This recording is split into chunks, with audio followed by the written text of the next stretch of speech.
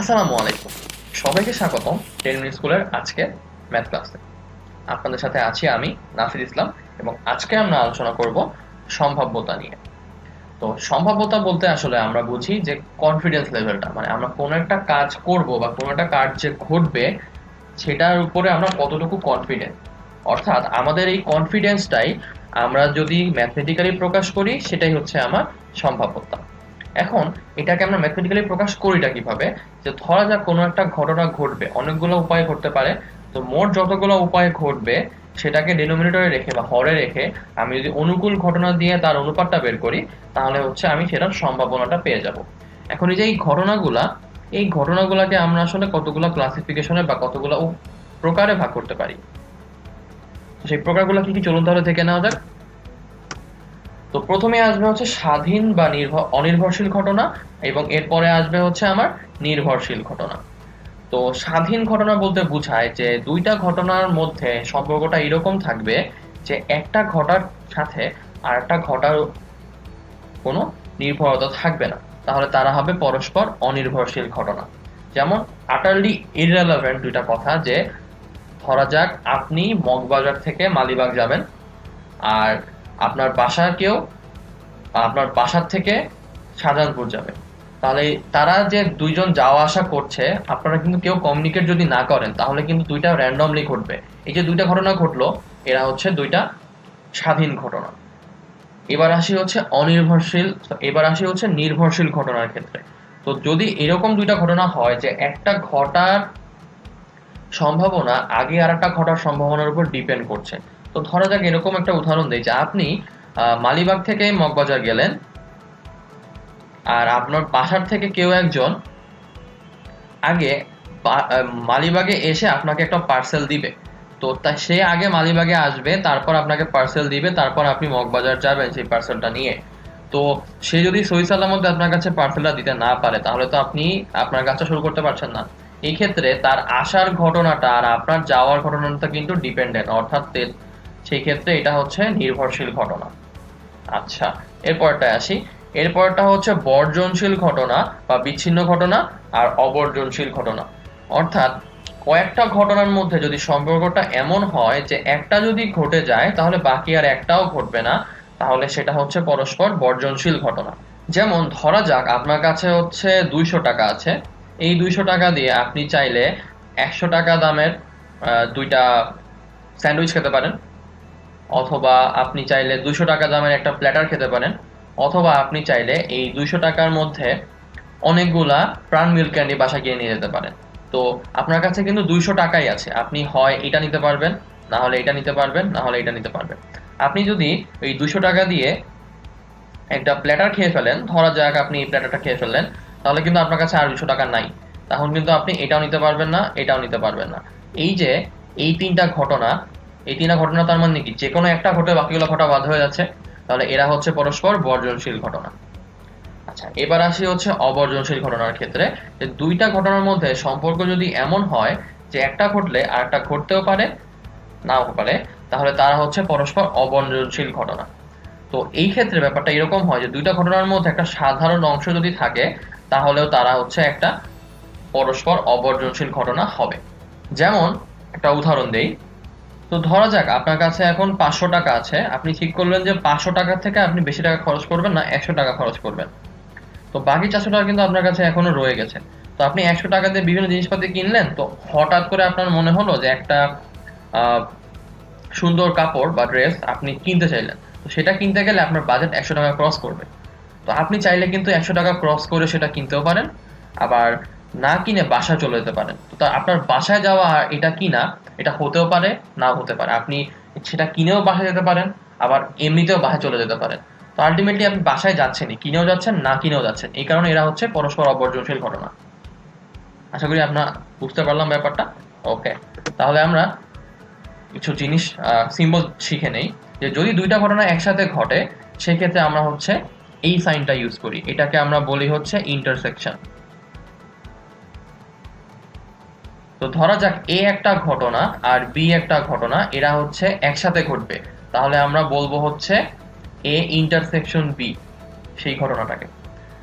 তো যদি এরকম হয় যে এ একটা ঘটনা বি আর একটা ঘটনা, এ আর বি একসাথে ঘটতেও পারে নাও পারে, আলটিমেটলি এ ঘটবে অথবা বি ঘটবে অথবা তার একসাথে ঘটবে, সেই ক্ষেত্রে আমরা হচ্ছে ইউনিয়ন চিহ্নটা ইউজ করি, অর্থাৎ সেটাকে আমরা প্রকাশ করি হচ্ছে এ ইউনিয়ন বি দিয়ে। আর সাপেক্ষে অর্থাৎ আমি যদি এরকম চাই যে বি ঘটনাটা ঘটছে আমার, কিন্তু বি ঘটনা ঘটার সাপেক্ষে এ ঘটনা ঘটার প্রবাবিলিটি আমি বের করতে চাচ্ছি, তাহলে আমি এই সাইনটা ইউজ করব, এটাকে আমরা বলি হচ্ছে বাদ। তো ব্যাপারটা হচ্ছে এ বাদ বি, তার মানে হচ্ছে বি ঘটছে, বি এর সাপেক্ষে আমি এ ঘটার পসিবিলিটি বের করতে চাচ্ছি। আচ্ছা, তাহলে এবার আমরা কিছু ফর্মুলা দেখে ফেলি। তো যদি এ আর বি দুইটা স্বাধীন ঘটনা হয়, তাহলে এ আর বি দুইটা একসাথে ঘটার সম্ভাবনা এ ঘটার সম্ভাবনা ইন্টু হচ্ছে বি ঘটার সম্ভাবনা। এখন বি ঘটবে, বি এর সাপেক্ষে এ ঘটার সম্ভাবনা হচ্ছে এ বাদ বি, অর্থাৎ পি অফ এ বাদ বি, এটাকে আমরা লিখতে পারি হচ্ছে P of A intersection B divided by P of B.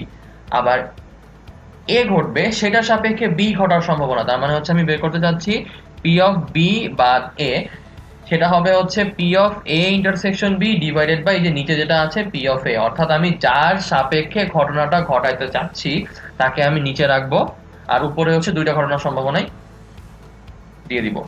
তার মানে দুইটা একসাথে ঘটবে ডিভাইডেড বাই যার সাপেক্ষে ঘটবে ইজ ইকুয়াল টু হচ্ছে যেটা আমি ঘটাতে চাচ্ছি। আশা করি বুঝতে পারলাম। এখন যদি এরকম হয় যে দুইটা ঘটনা হচ্ছে বর্জনশীল ঘটনা, অর্থাৎ দুইটা আলাদা, সেই ক্ষেত্রে আমরা বলতে পারি দুইটা একসাথে ঘটবে এটার সম্ভাবনা হচ্ছে P of A plus P of B. আর অবর্জনশীল ঘটনার ক্ষেত্রে P of A union B is equal to হচ্ছে P of A plus P of B minus P A intersection B. কেন মাইনাস করলাম? কারণ যখন আমরা পি অফ এ নিচ্ছি তখন এই পার্টটা একবার চলে আসছে, পি অফ বি যখন নিচ্ছি তখন এই পার্টটা আরো একবার আসছে, তো আরো একবার যেহেতু আসছে ডাবল আসার কারণে একবারটা আমরা বাদ দিয়ে দিই। তো আশা করি ফর্মুলাগুলো আমরা বুঝে ফেললাম। তাহলে এবার আমরা কিছু ম্যাথ করে ফেলি। প্রথম টাইপের ম্যাথ হচ্ছে সূত্রের ম্যাথ। তো প্রথম ম্যাথে আমাকে বলেছে যে P of A intersection B দেওয়া 0.48, পি অফ এ দেওয়া হচ্ছে 0.6, আমাকে পি অফ বি বের করতে হবে। তো আমরা ফর্মুলা কি জানি, P of A intersection B is equal to হচ্ছে পি অফ এ ইন্টু হচ্ছে পি অফ বি। তাহলে আমি বলতে পারি যে 0.48 ইজ ইকুয়াল টু হচ্ছে 0.6 ইন্টু হচ্ছে পি অফ বি, তাহলে P of B is equal to হচ্ছে 0.48 ডিভাইডেড বাই 0.6, অর্থাৎ আমার অ্যান্সারটা আসছে 0.8। ওকে, পরেরটায় যাই। তো পরের ম্যাথটায় বলেছে পি অফ এ বাদ বি ইজ ইকুয়াল টু হচ্ছে 3/8, পি অফ এ হচ্ছে হাফ, পি অফ বি হচ্ছে 1/5। আমাকে বের করতে হবে এই তিনটা, P of A union B, P of A intersection B, P of B বাদে। তো প্রথমে আমরা আগে পি অফ এ ইন্টারসেকশন বিটা বের করে ফেলি। কিভাবে বের করব? আমরা তো জানি পি অফ এ বাদ বি এর ভ্যালু, তাহলে এটা ইজ ইকুয়াল টু কি লিখতে পারি, P of A intersection B divided by হচ্ছে পি অফ বি, তার মানে এটা ইজ ইকুয়াল টু আমার 3/8। তো পি অফ বি এর ভ্যালু এখান থেকে কত, 1/5, তার মানে P of A intersection B is equal to হচ্ছে 3/8 ইন্টু হচ্ছে 1/5, তার মানে হচ্ছে 3/40। তাহলে P of A intersection B is equal to হচ্ছে 3/40। এখন তাহলে P of A union B বের করে ফেলতে পারবো ইজিলি। এটা আসবে কি, P of A plus P of B minus P of A intersection B, তার মানে হচ্ছে হাফ প্লাস 1/5 মাইনাস 3/40।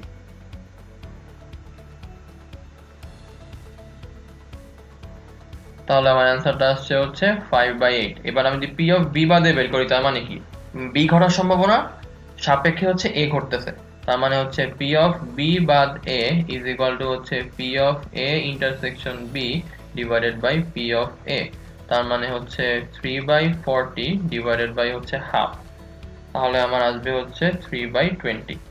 তাহলে আমার অ্যান্সারটা হচ্ছে 3/40, 5/8 আর হচ্ছে 3/20। আশা করি ম্যাথটা আমরা বুঝতে পারলাম। চলুন তাহলে এবার আমরা পরেরটায় চলে যাই। এবার আমরা শিখবো হচ্ছে ব্যাগ থেকে বল তোলার ম্যাথ। এই ম্যাথগুলো একটু ইম্পর্টেন্ট এবং ট্রিকি। চলুন তাহলে শুরু করে ফেলি। আচ্ছা, তো এই ম্যাথটা আমাকে বলেছে যে একটা ব্যাগে 6টা সাদা বল আছে, 7টা লাল বল আছে, আর হচ্ছে 9টা কালো বল আছে। তাহলে আমার টোটাল বল আছে হচ্ছে 22টা। তো আমাকে বলেছে এলোমেলো ভাবে অর্থাৎ র্যান্ডমলি একটা বল তুলে নেওয়া হলো, বলটা লাল হওয়ার পসিবিলিটি কত? তো লাল বল এখানে আছে আমার কয়টা? 7টা বল আছে। তো যদি বলটা লাল হয় তাহলে এই 7টা থেকে একটা বল আসবে, আর এটা হচ্ছে আমার ডিজায়ার্ড বা অনুকূল ঘটনা। আর টোটালি ব্যাপারটা কি হচ্ছে, এই 22টা থেকে আমি একটা বল তুলে নিচ্ছি না, তাহলে আমার মোট ঘটনা হচ্ছে 22টা থেকে একটা বল তুলে নেওয়া, আর আমার অনুকূল ঘটনা হচ্ছে 7টা থেকে একটা বল তুলে নেওয়া। তো এই ক্ষেত্রে আমরা হচ্ছে কম্বিনেটরিজ অ্যাপ্লাই করব। সেটা হচ্ছে আমি 7টা থেকে একটা বল চুজ করছি, আর এটা হচ্ছে আমার ডিজায়ার্ড ঘটনা। আর মোট ঘটনা হচ্ছে আমি 22টা থেকে একটা বল চুজ করছি, তাহলে এটা হচ্ছে আমার মোট ঘটনা। তাহলে এদেরকে যদি ভাগ করে দিই তাহলে আমার অ্যান্সার আসবে 7/22। তার মানে আমার অ্যান্সার হচ্ছে সম্ভাবনা 7/22। আশা করি ম্যাথটা আমরা বুঝতে পারলাম। চলুন তাহলে এবার আমরা পরের ম্যাথে চলে যাই। তো এর পরের ম্যাথটাও আগের ম্যাথটার মতোই, এখানে ডাটা একই, যে আমার বল আছে 6টা হচ্ছে সাদা, 7টা হচ্ছে লাল, আর 9টা হচ্ছে কালো। তার মানে টোটাল আবারও হচ্ছে আমার 22টা বল। তো এলোমেলো ভাবে এবার একটা বল তুলে নেওয়া হলো, আমাকে বলেছে বলটা সাদা হওয়ার পসিবিলিটি কত। তার মানে এখন কি, এই 6টা থেকে একটা বল হচ্ছে আমার অনুকূল ঘটনা, আর টোটালটা থেকে একটা বল হচ্ছে আমার মোট ঘটনা। তাহলে টোটাল ঘটনা হচ্ছে 22C1, আর অনুকূল ঘটনা হচ্ছে আমার 6C1। তার মানে আমার অ্যান্সারটা হচ্ছে 6/22। কাটাকাটি করলে আমার 3/11 আসে। তাহলে অ্যান্সারটা হচ্ছে আমার 3/11। আশা করি ম্যাথটা আমরা বুঝতে পারলাম। ওকে, তাহলে এবার আমরা পরেরটা ম্যাথে চলে যাই। তো পরের ম্যাথে বলেছে যে একটা ব্যাগে 6টা সাদা বল আছে, আর 7টা লাল বল আছে, 9টা কালো বল আছে। এলোমেলো ভাবে একটা বল তুলে নেওয়া হলো, খুব ভালো কথা। বলটা সাদা অথবা লাল হওয়ার পসিবিলিটি, তার মানে সে সাদা হলেও আমার সমস্যা নাই, লাল হলেও আমার সমস্যা নাই। এখন তাহলে যেহেতু আমাকে বলেছে হয় সাদা হবে, না হলে লাল হবে, অথবা যে কোনো একটা হলেও আমার কোনো প্রবলেম নাই, তাহলে আমাকে তো দুইটা বের করতে হবে। তাহলে সাদা হওয়ার পসিবিলিটি বের করবো, তারপর লাল হওয়ার পসিবিলিটি বের করবো, তারপর যোগ করে দিব, তাই না? তো এই ক্ষেত্রে ব্যাপারটা একটু টায়ারসাম হয়ে যায় না? তো আমাদের এখানে বলেছে সাদা অথবা লাল হবে, চাই নাই কোনটা, কালো হওয়াটা চাই নাই। তাহলে আমি যদি এরকম করি যে আমি বের করি যে একটা বল যদি আমি তুলে ফেলি, তাহলে সেই বলটা কালো হতে পারে কত, মানে কত পসিবল চান্সে। যদি আমি টোটাল চান্সেস থেকে ওটা বাদ দিয়ে দিই তাহলে ব্যাপারটা হয়ে যাচ্ছে না? তাহলে আমি এবার বের করতে চাই যে কালো হওয়ার পসিবিলিটি কত। তো কালো হতে পারে হচ্ছে 9C1 উপায়ে। আর টোটাল আমি বল তো একটাই তুলছি, মানে কি 22C1 থেকে একটাই তুলছি। তার মানে আমার অ্যান্সারটা হচ্ছে 9/22। এটা হচ্ছে বলটা কালো হওয়ার সম্ভাবনা।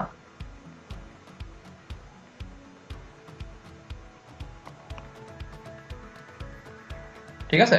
তো এখন আমি তো চাই না সে কালো হোক, তাই না? তো আমার টোটাল সম্ভাবনা কিন্তু কখনো একের থেকে বেশি হবে না। তো টোটাল সম্ভাবনা তার মানে হচ্ছে আমার 1। তাহলে বলটা লাল অথবা সাদা হওয়ার সম্ভাবনা হচ্ছে 1 - 9/22, অর্থাৎ 22 - 9 ইজ ইকুয়াল টু হচ্ছে 13/22। এটা কিন্তু আমরা আলাদা আলাদা ভাবেও বের করতে পারতাম। যদি আলাদা আলাদা ভাবে আমরা লাল হওয়ার সম্ভাবনা বের করতাম, সেটা কত আসতো? 7/22। আর সাদা হওয়ার সম্ভাবনা বের করতাম, কত আসতো? 6/22। যোগ করে দিলে কিন্তু এই 13/22 আসতো। তো আলাদা আলাদা বের করে যোগ করার থেকে যেটা চাই না সেটা যদি বের করে আমার টোটাল সম্ভাবনা থেকে বাদ দিয়ে দিই, অ্যান্সারটা কিন্তু সেমই আসে। আমি কিন্তু দুইভাবেই করতে পারতাম ম্যাথটা। ওকে, তাহলে এবার আমরা পরেরটা চলে যাই। তো পরের ম্যাথটায় বলেছে যে বলটি সাদা না হওয়ার সম্ভাবনা কত। একই ম্যাথ, একই ডাটা, জাস্ট বলছে বলটা সাদা হবে না। তো সাদা যদি না হয় তাহলে কি হবে? হয় লাল হবে, না হলে কালো হবে। তাহলে কিন্তু ওই যে আগের ম্যাথটাই, তার মানে আমি সাদা হওয়ার সম্ভাবনা জানি কত, 6/22। তাহলে টোটাল সম্ভাবনা থেকে যদি সাদা হওয়ার সম্ভাবনাটা বাদ দিয়ে দিই তাহলে সেটা কি সাদা না হওয়ার সম্ভাবনা চলে আসতো না? তার মানে টোটাল সম্ভাবনা হচ্ছে 1 - 6/22। তাহলে আমার অ্যান্সার হচ্ছে 22 - 6/22 ইজ ইকুয়াল টু হচ্ছে আমার 16/22। আমার অ্যান্সার হচ্ছে 16/22। এতগুলো সম্ভাবনা থাকবে যে বলটা সাদা হবে না। আচ্ছা, তো আশা করি ম্যাথটা আমরা বুঝতে পারলাম। তাহলে এবার পরেরটায় যাই। তো পরের ম্যাথটায় এবার আমাকে বলেছে ডাটা আগেরটাই এলোমেলো ভাবে পর পর। এবার কিওয়ার্ডটা হচ্ছে পর পর। আমি দুইটা বল তুললাম, বল দুইটা আমি বাক্সে পুনরায় রাখি নাই, তাহলে বল দুইটা সাদা হওয়ার পসিবিলিটি কত? তো আমরা কিন্তু এখন জানি যে এই বাক্সটার মধ্যে আমার সাদা বল আছে 6টা, লাল বল আছে আমার 7টা, আর 9টা হচ্ছে আমার কালো বল আছে। তো তো আমি যদি পরপর বল তুলি তার মানে কিন্তু এবার আমি জায়গাটায় রাখছি না। তো প্রথমবার যদি 6টা থেকে একটা বল তুলি, একটা বল তুলে ফেললাম, তাহলে সেকেন্ড বাক্সে আমার অ্যাকচুয়ালি কি 5টা সাদা, 7টা লাল আর 9টা কালো বল আছে। এবার যখন আমি আবার বল তুলবো তখন কি আর 6টা থেকে আসবে? তখন কিন্তু 5টা থেকে আসবে, তাই না? তাহলে প্রথমবার বলটা আমি তুললাম, সেটা সাদা হওয়ার পসিবিলিটি কি? 6c1 ডিভাইডেড বাই 22c1 হয়ে গেল।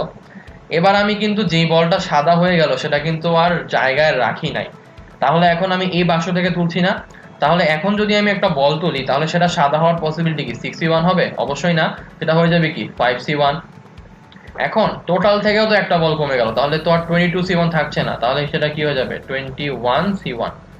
তাহলে আমার অ্যান্সার হচ্ছে এদের দুইটা যেহেতু এই প্রথমটা ঘটার কারণেই সেকেন্ড হচ্ছে, তো সেই ক্ষেত্রে এদের দুইটাকে আমরা গুণ করে দিব, কারণ প্রথমটা না ঘটলে সেকেন্ডটা কিন্তু ঠিকভাবে ঘটতে পারতো না।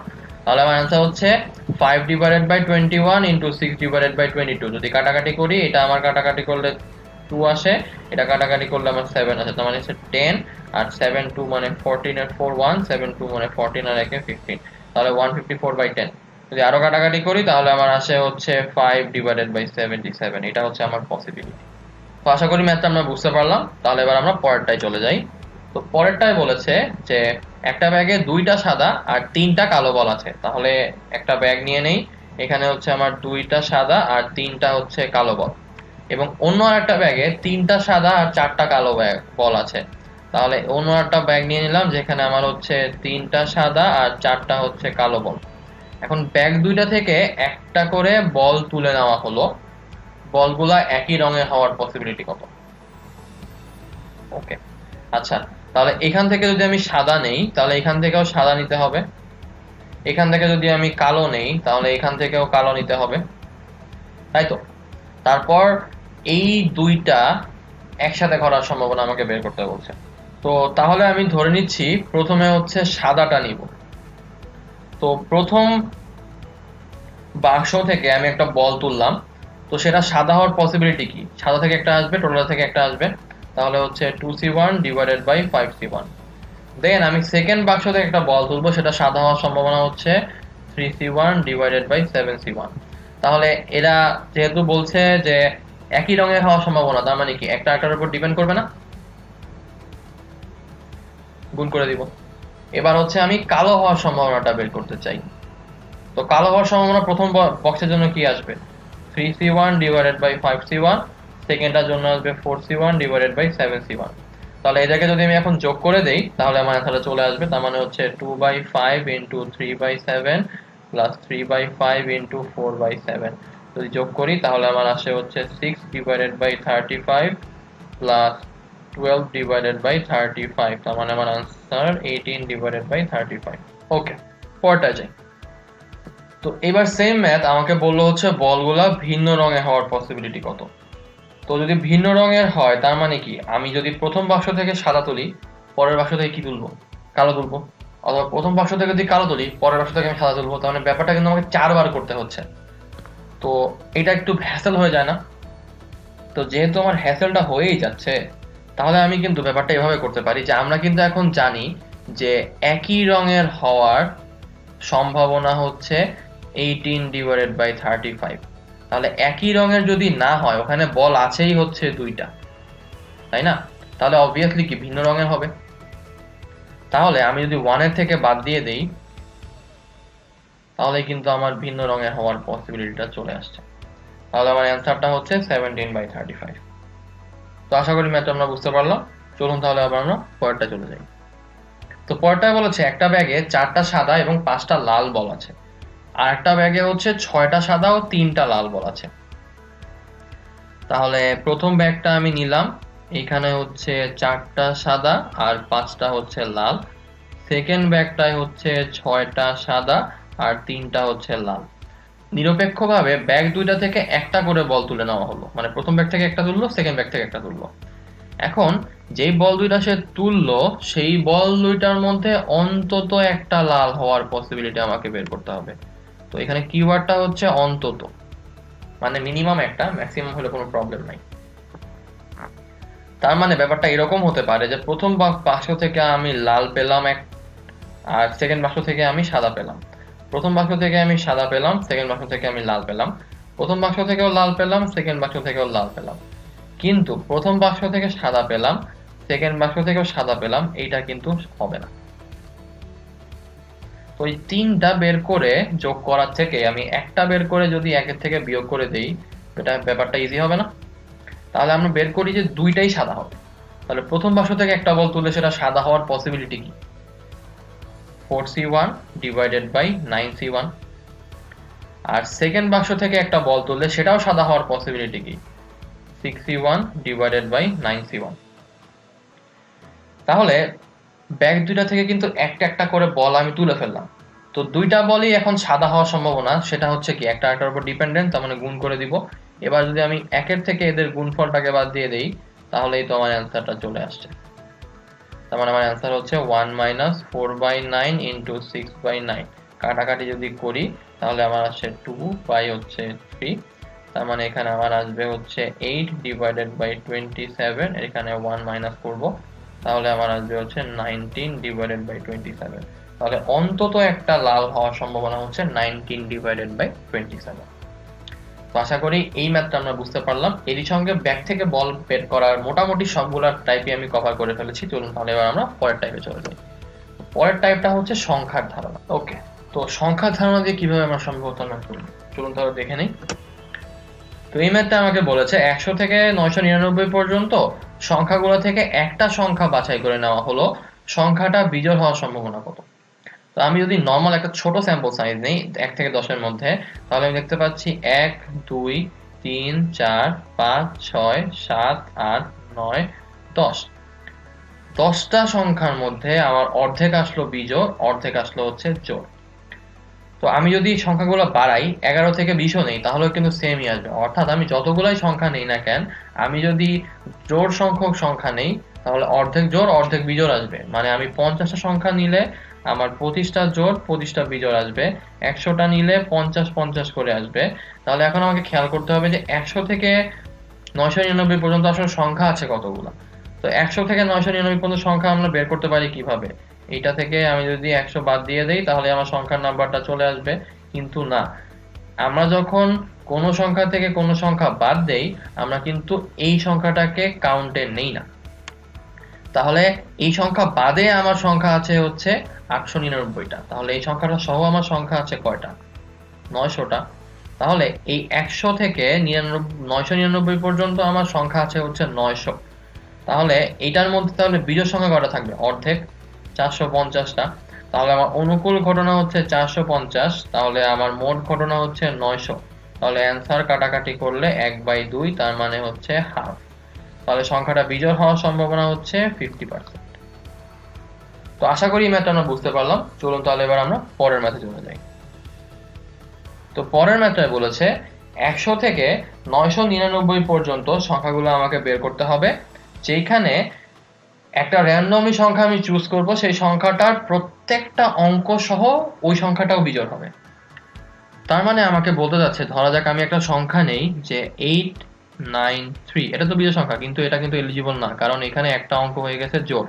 আমাকে এমন একটা সংখ্যা বের করতে হবে যেমন 153, সবগুলো অঙ্কই বিজোড়। তাহলে আমাকে আগে ওই সংখ্যাগুলো বের করতে হবে যেগুলার সবগুলো অঙ্ক বিজোড়, তাই না? তাহলে এটা আমি বের করতে পারি কিভাবে? বিন্যাস দিয়ে। তাহলে এখানে কিন্তু বিন্যাসের কনসেপ্টটাও ইউজ হবে। তো এখানে 100 থেকে 999 পর্যন্ত অঙ্ক আছে কয়টা? 3টা। তাহলে আমি 3টা বক্স বানিয়ে ফেলি। এখন আমার বিজোড় অঙ্ক কয়টা? 1 3 5 7 9। তাহলে এই বক্সগুলোর মধ্যে প্রথম বক্সের জন্য এলিজিবল ক্যান্ডিডেট কয়জন? 5 জন। সেকেন্ড বক্সের জন্য এলিজিবল ক্যান্ডিডেট কয়জন? 1 কমে যাবে, 4 জন। না, এইখানে কিন্তু রিপিট আসবে, কারণ একটা সংখ্যা 111 এর মধ্যে কিন্তু আছে, একটা সংখ্যা 333 এর মধ্যে কিন্তু আছে, তাই না? তাহলে এখানে কিন্তু এলিজিবল ক্যান্ডিডেট নাম্বারটা কমবে না, যা ছিল তাই থাকবে। তার মানে সেকেন্ড ঘরের জন্য এলিজিবল ক্যান্ডিডেট 5টা, থার্ড ঘরের জন্য এলিজিবল ক্যান্ডিডেট 5টা।